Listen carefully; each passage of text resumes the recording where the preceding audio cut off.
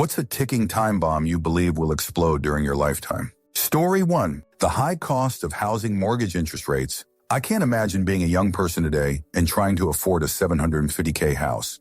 Answer. Just talked to my wife about this yesterday. We built our home in 2011 for $200K. A month or so ago, our neighbors who built in 2015, slightly smaller home, 2,300 SQ feet compared to 2,500 SQFT, sold their home for $500K. The buyers massively overpaid, of course, as houses now are going for around $430, $450K, but still, over 2x in value in just over 10 years? No way that's real. We couldn't afford to live here if we weren't here already. Combine that to our 15-year refinance in 2020 at 1.99 interest rate. We are never moving anytime soon. Not until this house is paid off at least. I feel terrible for families just starting off. Everything is so inflated. Story 2. I'm afraid that a debt bubble is brewing. Auto foreclosures are climbing. Same with homes. Quite rapidly too. July saw 13 increase from the year before in home foreclosures.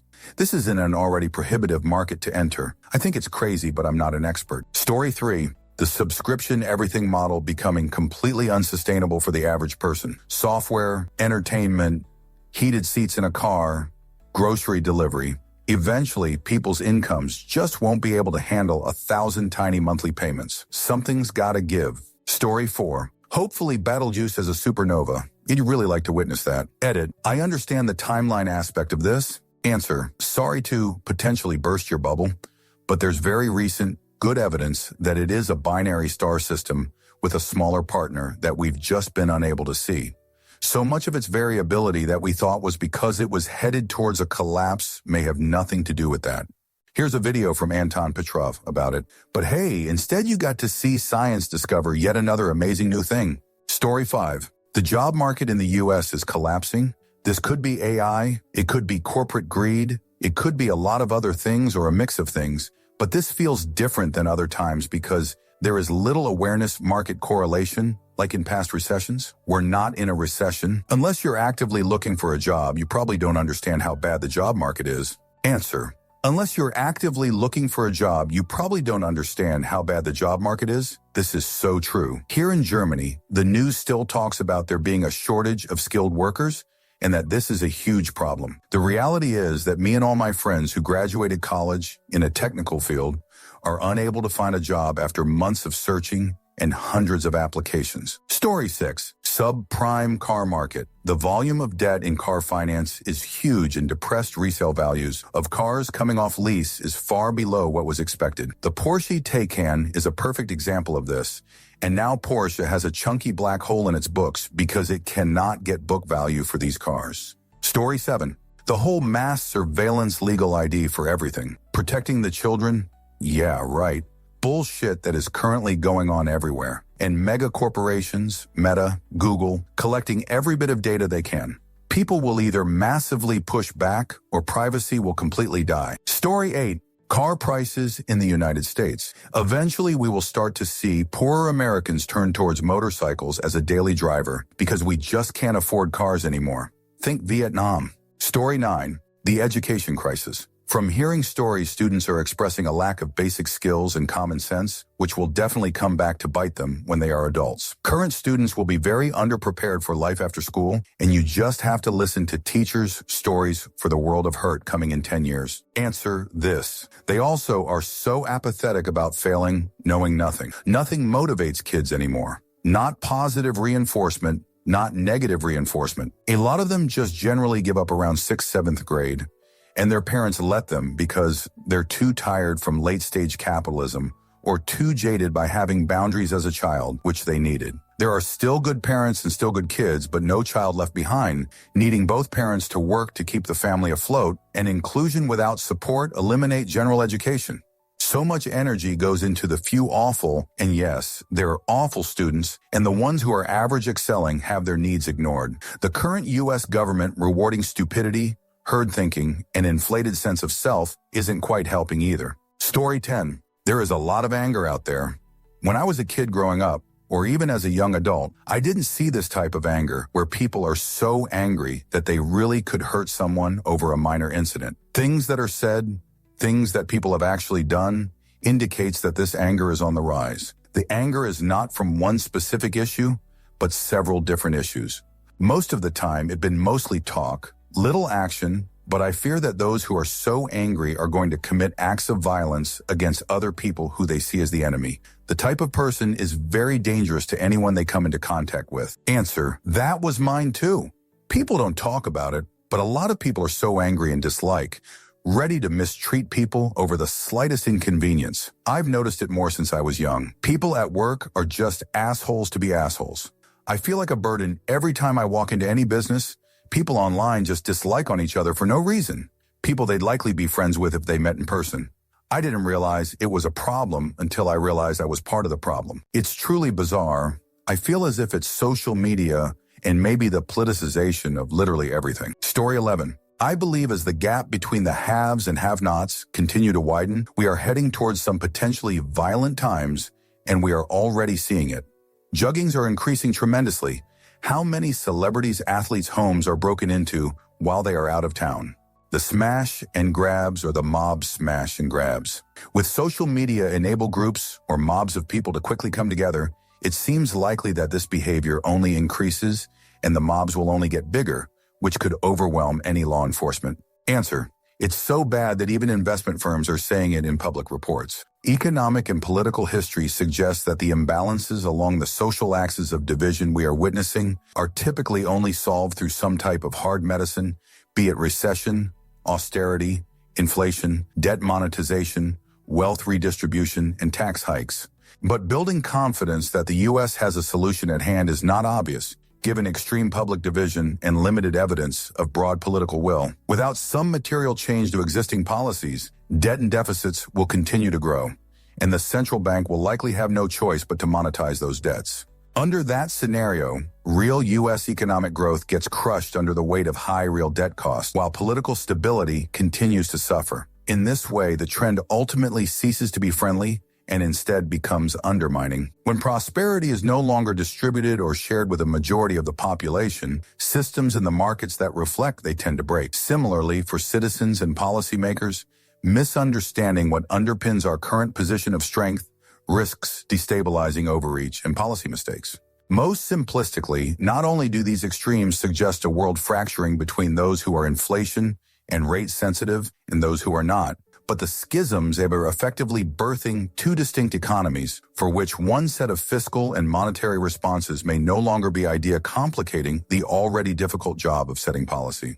Sue division is not only contributing to confusion about how to interpret economic data, thus obscuring experience differentials between the lowest and highest wealth cohorts, but it is also driving the country's political instability. A case in point is that lower interest rates may be needed for 2/3 of the households, small businesses, and regional banks, but not for those who are driving 2/3 of consumption. With no single policy solution producing the optimal outcome, policymakers are forced to choose from what they perceive as the lesser of evils, leaving markets to deduce the trade-offs, with the risk of exacerbating the divide between economic winners and losers. Story 12. Major Pacific Northwest earthquake causing loss in coastline elevation and significant flooding changes to the coast. Although I truly hope not. Story 13. Biological terrorism created by a crazed zealot using gene editing equipment ordered off the internet. Answer. Kurzgesagt had a good video about this a while back. Basically, their point was that the barrier to entry for creating bioweapons will move from nation-states spending billions of dollars to dude in his basement using AI and CRISPR. It's something that is often spoken about in public, but it could be hugely problematic. Look how much chaos and societal impact COVID had. Now imagine multiple viruses with 20-fold the lethality being released constantly. Story 14. Kessler syndrome. It's basically a runaway effect of debris in orbit. The more debris, the more likely for catastrophic collisions, causing more debris, and that debris causing more collisions. All until space becomes inaccessible due to billions of untrackable pieces of metal hurtling around the planet at tens of thousands of miles an hour. Answer. This is less of a problem than people make it out to be, since this would only be happening in low Earth orbit. The majority of the material would steadily deorbit over the next few decades due to the slight amount of air that is up there. So it would be clean enough again after a few decades. Sure, we'd lose access to low Earth orbit and potentially higher orbits depending on how bad it is, but our satellites in higher orbits will continue functioning and will eventually be able to return. Story 15. There are so many horrible tragedies on their way that are too late to steer away from. One towers above the rest as far as the humanitarian crisis it's going to cause. India is getting too hot to survive in for humans. No country is going to easily be able to absorb the huge numbers of people escaping the inhospitable areas. It's going to be really, really bad. To put this into context, if the trend of increasing air conditioning use continues at the current rate, India will be using more electricity to power just air conditioners than all the electricity the continent of Africa uses in a year for everything. By 2050, that's not that far away. Answer. Growing up in the 90s zeros, we were always told about China's unassailably large population. How even with a one-child policy, they were still, by a margin, the most populous nation on the planet. So imagine the mental whiplash when learning that in 2023, India overtook China as the most populated country on the planet. And now I'm finding out that their staggering population used such massive quantities of energy on air conditioning. I'm afraid to even ask, but is there even a suggestion of a solution to this problem coming from the Indian government or its people? Or is it just quietly being ignored for as long as the lights stay on? Story 16. Mass heat deaths, drought, and then survival migration from those areas. If people think migrants are a problem, now, 20 years from now, it will be like that zombie movie where they are crawling over the corpses below them to get into the compound. And they aren't after your stuff or your jobs. They are after a climate that is 5 degrees cooler at least, because wet bulb temps are driving them to travel. Answer. I'm awaiting the next El Nino with dread, since that is likely to be the point where we see the first widespread mass disasters in Western nations. Not that the situation with drought, wildfires, sea level rise, increased flooding, famine are likely to be any less deadly for those affected, especially those countries already on the edge of survivability. The next 25 years are likely to be a nightmare for the majority of the world. I hope I'm wrong, that my interpretation of the available evidence is on the pessimistic side. However, I'm through with copium. Story 17. The last time inequality was this bad across the West, the Gilded Age, led to repeated revolutions and wars. Eventually, the rich figured out that paying tax to fund welfare and income redistribution was a better option than hanging off lampposts. They forget these lessons, and here we are again. So I predict we will witness an explosion in the violence inherent in the system. Story 18.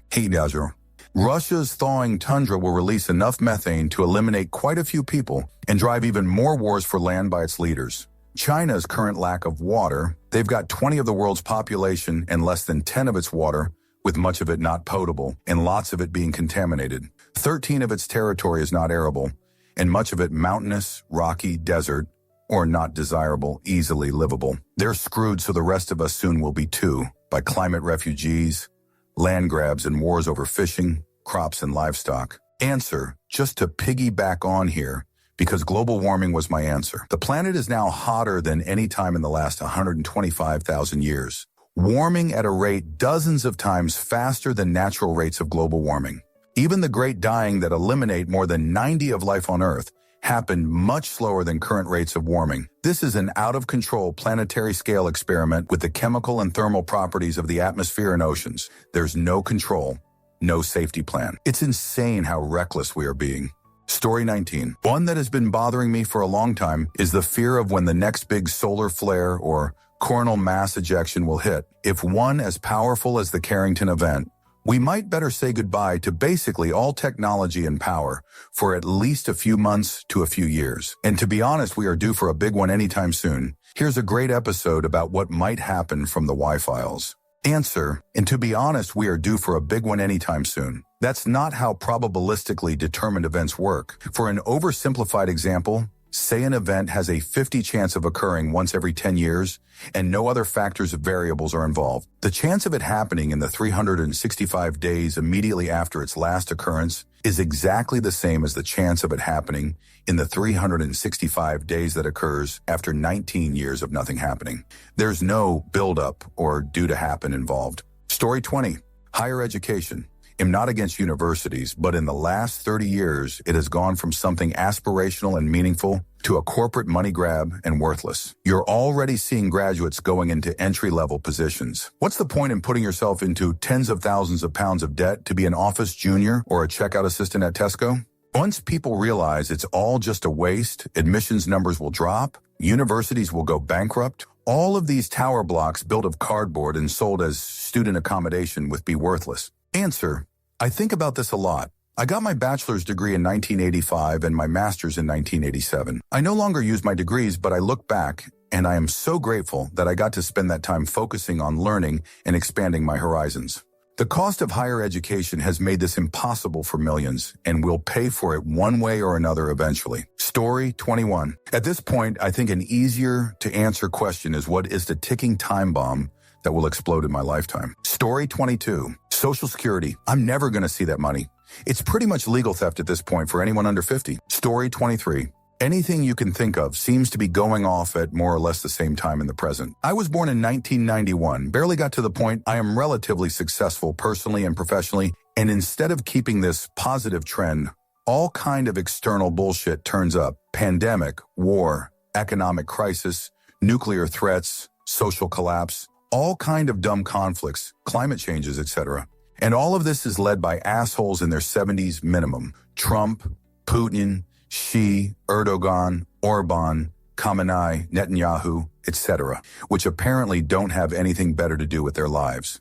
At this point, there isn't really a time bomb that I expect not to blow during my lifetime.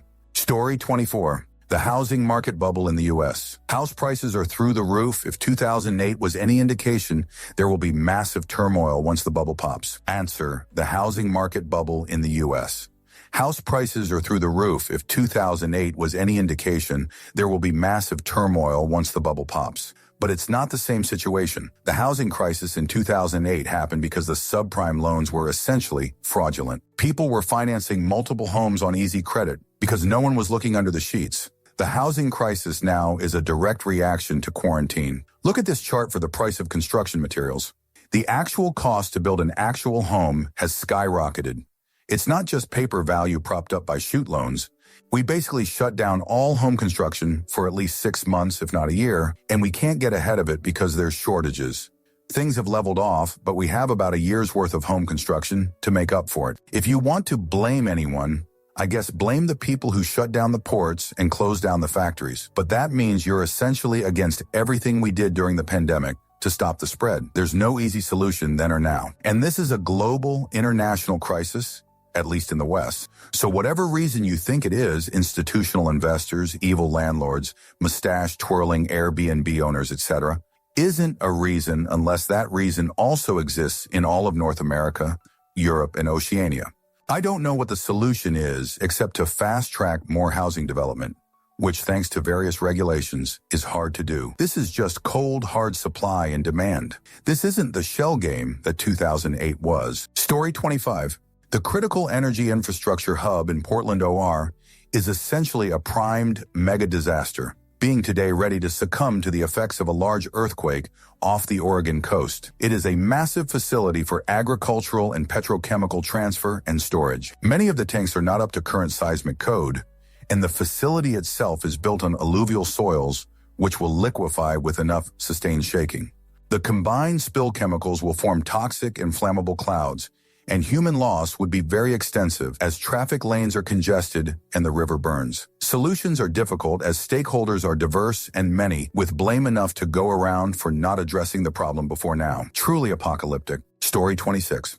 Canadian housing market. I know it's been like this for almost 30 years now, but it really does feel like we're at a breaking point. I'm not really sure if the idea of that gives me hope, as it's frankly the only reasonable way for me to ever own a home in my lifetime, or fills me with dread as our GDP is basically propped by real estate. Either way, it's going to be one hell of an explosion. Story 27. Climate change. This isn't a Jesus is coming deal. I know people yak on about it, but think of our planet's climate like a jumbo jet. And humans are like the strong man with a rope trying to pull it. It has massive inertia, and it takes a while, but it starts moving. And this one guy begins jogging with the huge aircraft. Our planet's climate has massive inertia. It's been resisting all these changes we've been making, but it's starting to move. And unless it's balanced out, it will start to speed up. Sir David Attenborough made a whole documentary on it. He's seen the world over 70 years doing nature series and literally has witnessed the changes occurring. Our planet will be dramatically altered within this century if we don't really start doing things differently. Answer: it's quite frustrating to scroll so far down in this thread to find the one thing that is 100% certain that people who will be alive in the next 20 years will experience. Wet bulb events are locked in, and some of the most populated areas on the planet will soon become uninhabitable. This isn't an issue of air conditioning, it's about the local ecosystem collapsing under heat, while people huddle in AC hoping the grid doesn't fail. This will happen. It's only a matter of time, and TGE measures necessary to reverse course is the immediate cessation of burning fossil fuels, an entire restructuring of the global industrial output to carbon capture. Even that would only slow the trajectory after the worst damage has been caused because of the inertia of the system. We are all going to see this in the next decade, not a century from now. Story 28. 401k contributions allowed to bet on cryptocurrency and private equity. Trillions of dollars tied to people's retirement accounts will enter high volatility markets. Story 29. Our national debt, as it appears, most current politicians are using their positions for personal gain, knowing that they'll be dead or out of office when the real SHTD hits the fan. Story 30. Data rights. It's all-encompassing, and as Americans, we basically have zero. Most of the rights we have come from Europe. You don't even own your iPhone you're reading this on. Legally, read the contracts LMAO. Story 31. If things continue the way they are, we will very soon have a global water crisis on our hands. Soon after, agriculture could become impossible or almost such in many parts of the world. We are absolutely not prepared for what's coming our way, and it's going to hit the world like a speeding train. Story 32. If other people near 30 or younger cannot afford a house, what will we buy? RVs, tiny homes, rent apartments till we die, homeless? This will be a crisis.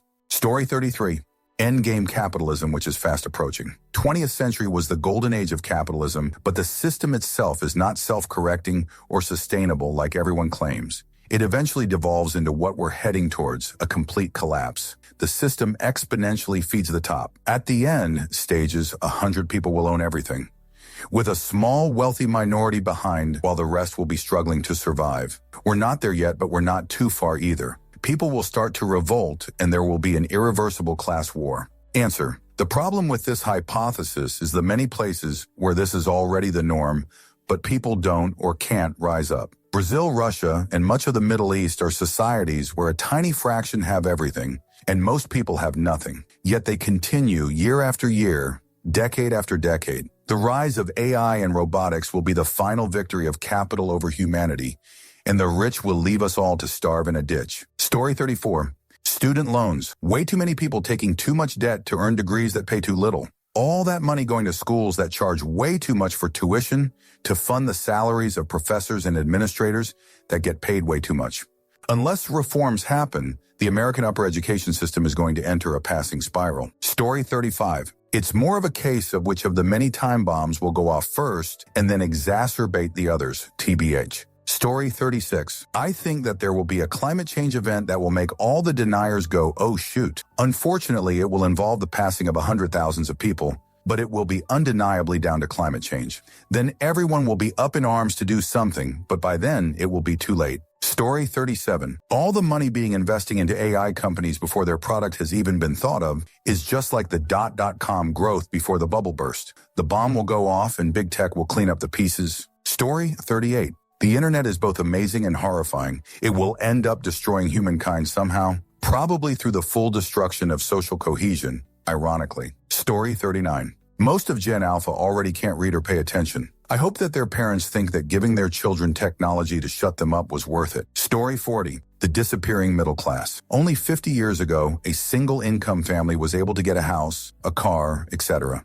Now everyone is working multiple jobs and still working paycheck to paycheck. People are going to get sick of this, and the 99 will go after the one or others. Story 41. Late-stage capitalism. Some people call it end-stage capitalism. It goes by many names. The idea is that this pattern we're seeing with wealth inequality isn't just a short-term problem.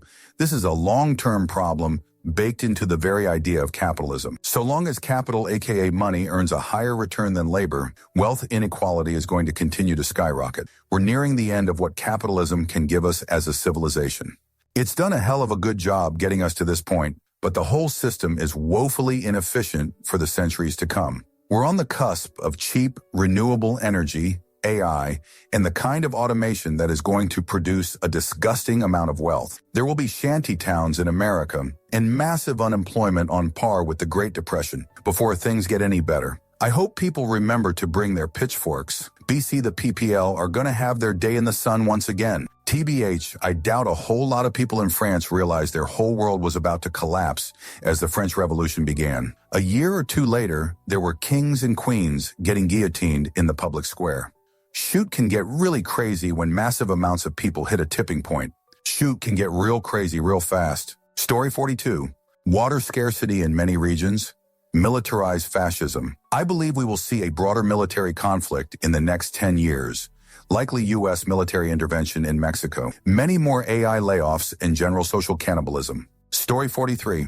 I believe we are one major event away from there being another civil war, civil unrest here in the UK. The tension has been growing for years now and feels like it could all kick off at any given moment. Story 44. I believe at some point within my lifetime, we are going to go down one of two routes. A Bell riot situation, where we actually rise up against the ultra-rich and corporations trying to take everything over, turn everyone against each other, and push us into the dirt. Or we roll over and corps start taking full control of countries. There's already multiple countries where corporations have far too much power over politics. Story 45, Mikey event, or even possibly a Carrington. But our digital and electric-reliant society isn't ready for the type of solar events we have ample evidence have happened in the not-too-distant past and will inevitably happen again. Story 46, microplastics will eventually lead to some irreversible health issues as it keeps collecting in our bodies. Probably brain or reproductive related is my guess. Story 47. I think we are actually closing in on this one faster than anything else I saw mentioned. But societal nihilism, the complete breakdown of the social contract, has resulted in generational suicidality. We have seen this expressed across cultures, across nations, and across the globe in a lot of different ways. Whether it is the hobo movement, the lie flat movement, the hikikomori subclass, the men going their own way movement, the van life movement, etc. These are all expressions of grief and rejection by portions of society who feel alienated, isolated, and with no way integrate meaningfully into the world. It should be noted that this is merely a first wave effect. These are people who are cognizant enough to recognize that they are a burden and simply don't want to suffer, cause anyone else to suffer. As such, they simply withdraw from participating in life at all. But there are more than one wave of social outcasts. Not everyone is going to just lay down and die. After a critical mass is reached, wave 2 of this movement is going to transpire. I would argue we are seeing the foundation of this wave crop up now. Flash mobs, gangs, cartels, lightly organized resistance, militias, etc. These people are also outcast by society, but aren't going to just sit back and take it. They can, do, and will do what they must to make it. If that means assault, takedown, robbery, terrorism, etc., then so be it. And after that wave goes, then comes the scariest ones of all, the maniacs, the psychopathic savants. These are the people who decide that humanity isn't worth saving. These are your passing dealers, your tyrants, your revolutionary guards, your mad scientists and mass murderers. These are the people who are so rejected by society that they see society and congregation itself as the enemy. The poisoners, the bombers, the genociders, the torturers, the religious sycophants. They don't just take what they need. They revel in human misery and suffering. They become convinced that it is part of the human condition, that it is owed to all things living, and that they must distribute that suffering without mercy. The thing about a societal nihilism is that once it really gets rolling, it takes generations to slow it down. It's like a freight train. Easy to get going, takes a while to ramp up, but very difficult to stop once it has momentum. People lose faith in humans on a basic level, which makes communication, cooperation, and collaboration nearly impossible. This looks like lots of small-scale disputes, think Greek city-states, or Mongolian tribes, or Japanese clans, Norse tribes, etc., that eventually boil over into bigger and bigger clashes until the wolves come out. There are no innocents in these time periods. There are no victims. Just survivors. It breaks down to me and mine versus the world, and historically speaking, it is the worst outcome for humanity and has been every single time it has happened. The most well-understood example of this is quite literally called the Dark Ages, and society is believed to have been set back hundreds of years from the loss of knowledge and progress during that time period. I feel like we're speeding right towards a new dark age, Except this one is going to be 20x worse because there are more of us, less resources, more advanced eliminate techniques and technology. There's a reason all the rich people are building bunkers. Story 48, the competence crisis.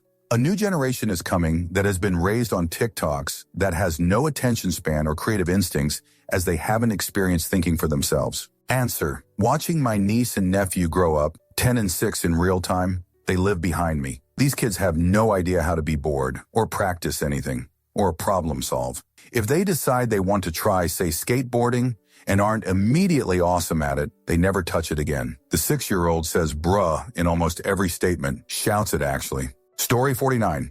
Trump and MAGA overthrow our democracy, make future elections like those that re-elect Putin regularly, and begin sending political opponents to the same camps they are building for illegals using a 6,000-strong goon squad they call ICE. Story 50. People are becoming incredibly stupid, and they know nothing of the past history. Add to this the raw aggression and willingness to beat someone to passing because they didn't use their turn signal at a stoplight. The next 50 years, with AI contributing to our idiocy, the elites of the world will become ever more powerful and rich as they throw the stupid people a few loaves of bread and promise them football and masked singers on TV. Story 51. Trump will refuse to give up power when his term ends, and he will officially establish himself as dictator with the support of his maggots. Story 52. America. With all of the red versus blue, Republican versus Democrat, and Trump versus the rest of the civilized world, the once mighty US of A is like a poisonous snake eating its own tail. The dictatorship is coming, and if the American people don't wake up, there will be one hell of an explosion or implosion, and all that will be left are the billionaires chasing the sacred dollar. It's already started. Story 53. Apino. The absence of a good faith, evidence-based conversation across moral frameworks, let's use individualist versus communalist to avoid touching the third rail, about the COVID-19 pandemic and the efficacy of different mitigation strategies, as well as taking very seriously how those mitigation strategies impact different people differently, depending on their individual health and their position in society. The laptop class, generically, more or less had a major wealth infusion from not having to commute. And that generated a ton of resentment from essential workers who more or less ate nonstop shoot sandwiches and mostly got applause for their trouble instead of PPE and sick leave. Especially when laptoppers were perceived as both scolding with one side of their face and cheating on their own precautions with the other. That's not reflective of everyone, obviously. And the great tragedy of this is that people who authentically had underlying conditions that made COVID-19 very scary for them are still living in a pandemic while the rest of us have moved on. But now I think the next time there's a major microbial viral crisis, we're going to do precisely nothing, and we may not know what is happening, because our reporting systems have been intentionally crippled. All because of the failure to have a truth and reconciliation about how we all felt and acted and what really worked and didn't. And that includes both what worked or didn't in the sense of what mechanically limits disease spread, but also what actually makes sense, given what we can reasonably expect in terms of human behavior and the economic, logistical, social systems we've constructed and the degree to which it needs people to go out and share air with one another in order to keep everyone fed and supplied with toilet paper. Story 54. Global warming, the broken healthcare system, whatever the fudge is happening between Israel and Palestine, which makes me just sick to my stomach. Story 55. The AI and quantum computing problem we're about to come to. Once hackers start using quantum computing and pair it with decent AI, it's game over. Cybersecurity will need to match that power. It'll become a digital arms race that destroys the world as we race to generate enough electricity to power and draw enough fresh water to cool the data centers. Answer, the AI and quantum computing problem we're about to come to. Once hackers start using quantum computing and pair it with decent AI, it's game over. Cybersecurity will need to match that power. Quantum computing is useful for breaking specific classes of encryption, in particular encryption based on the discrete log and factoring, mainly through Shor's algorithm and variants thereof. But in response to that, we're already in the process of switching away from systems which are vulnerable to that, like RSA, to things like lattice-based cryptograph, which is believed to be not vulnerable to quantum attacks. We'll have switched over, so this isn't a problem, well before quantum computers can scale up enough to attack substantially sized keys. There's really more of a worry that we have strong evidence that the NSA and other powerful actors are engaging in what has been called store now, decrypt later, where they store large amounts of the encrypted internet now with the expectation that they will be able to go and decrypt parts of it later. Story 56. The amount of surveillance. Maybe I'm paranoid, but I don't like all these cameras everywhere, speed cameras, etc.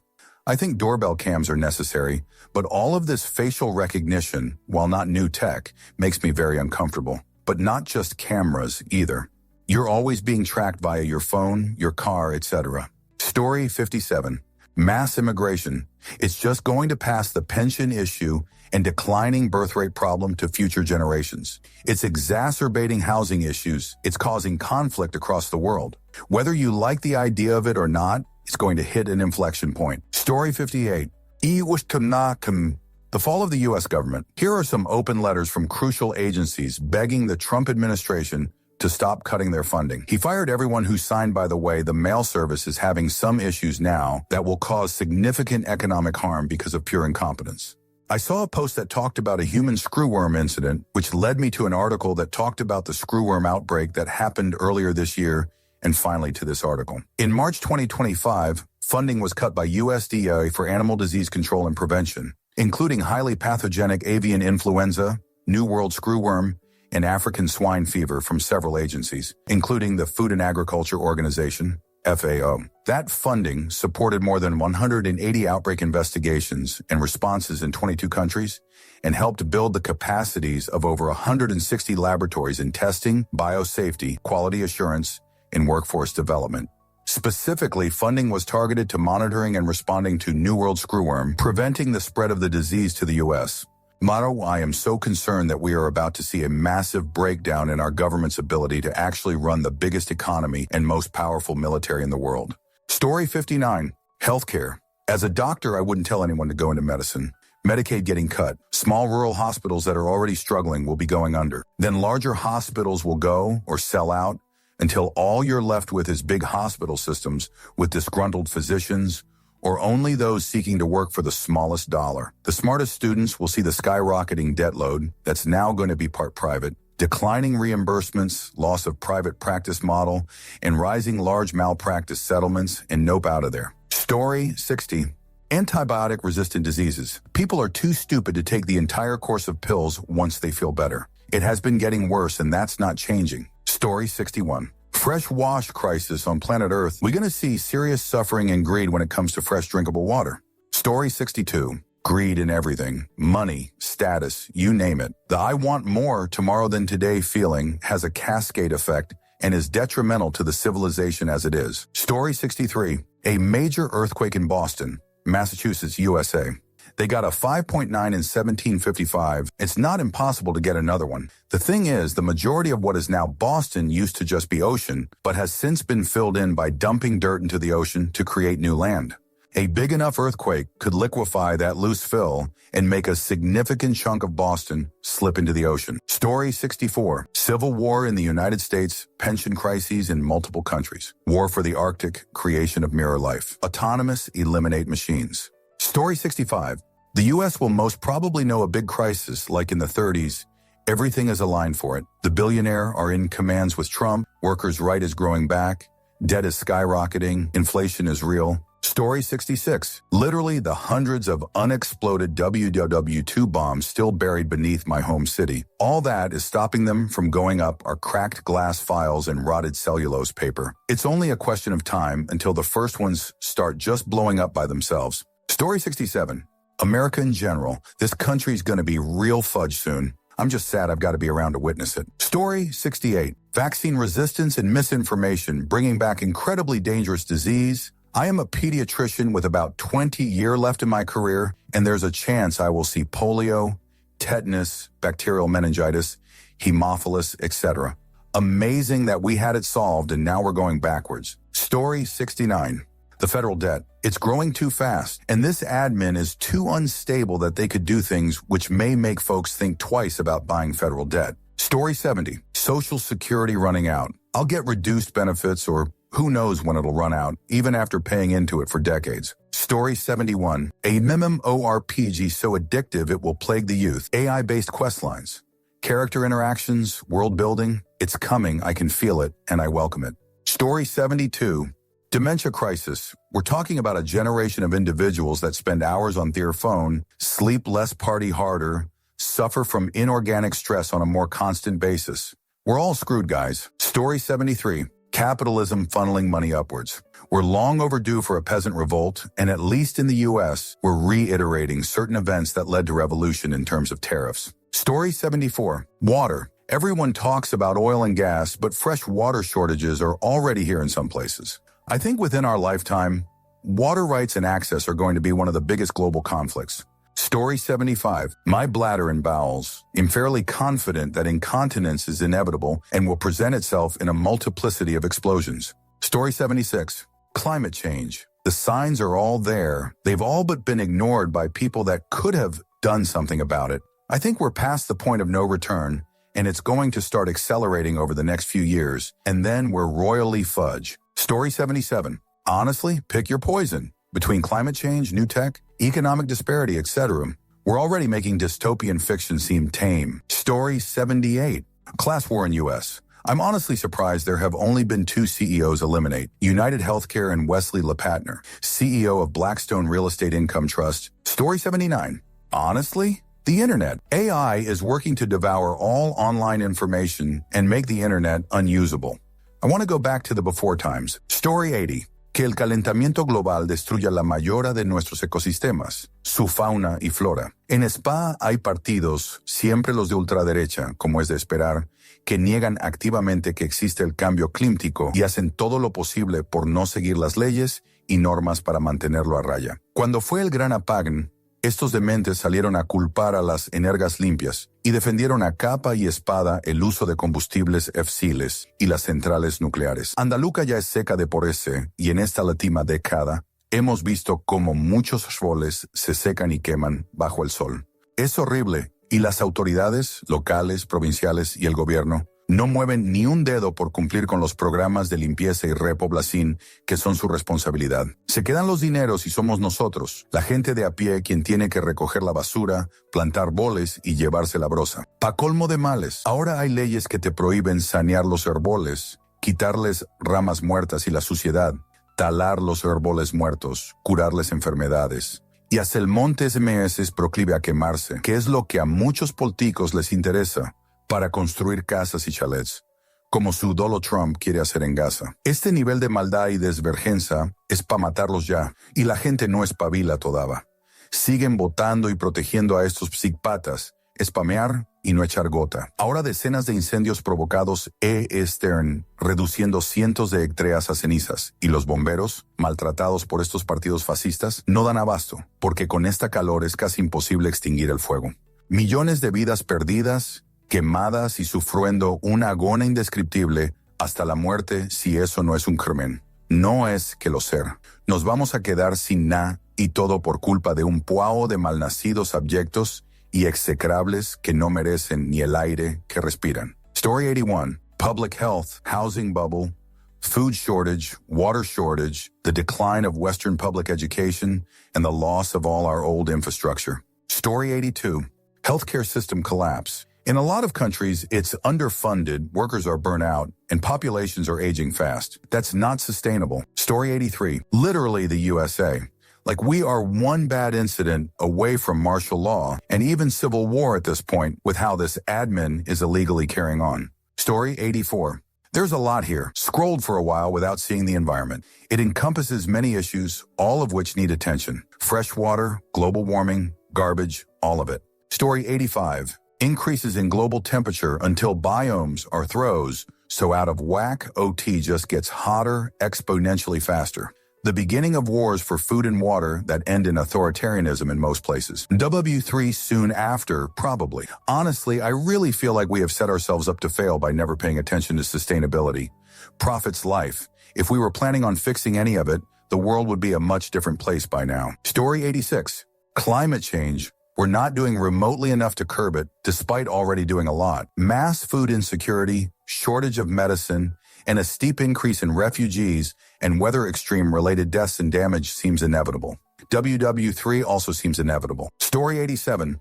Automating easy tasks in highly technical roles companies. This is how a new grad engineer technician at learns the basics to what they're supposed to become an expert in. If they miss out on that, what happens when shit hits the fan and then something at that basic level needs to be fixed, but all the experienced guys have retired? Story 88. The loneliness epidemic and the population pyramid collapses are positioned to cause an absolute disaster if we don't do anything about it. Pair this with the fact that no one is fighting the AI encroachment correctly, and it could end up even worse. AI encroachment needs to be fought with things like UBI and taxing AI technology usage. Not simply trying to say, don't use AI that has never and will never work.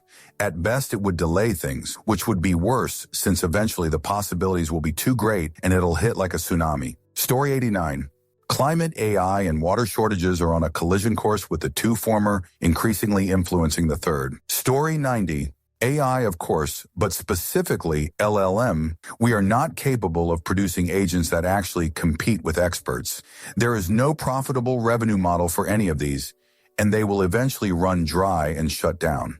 Things like Gemini will probably stay afloat, but my guess it will revert back to what Assistant was originally marketed as and be useful. But just have an AI to talk to costs a great deal in not only electricity, but also the hardware itself. And more importantly, the deployment and sustainment of that hardware is a continuous cost that makes LLM unlikely to be profitable. Story 91. WW3. Some could argue that with all the smaller scale conflicts already taking place, it's already started. Story 92. First one, World War III.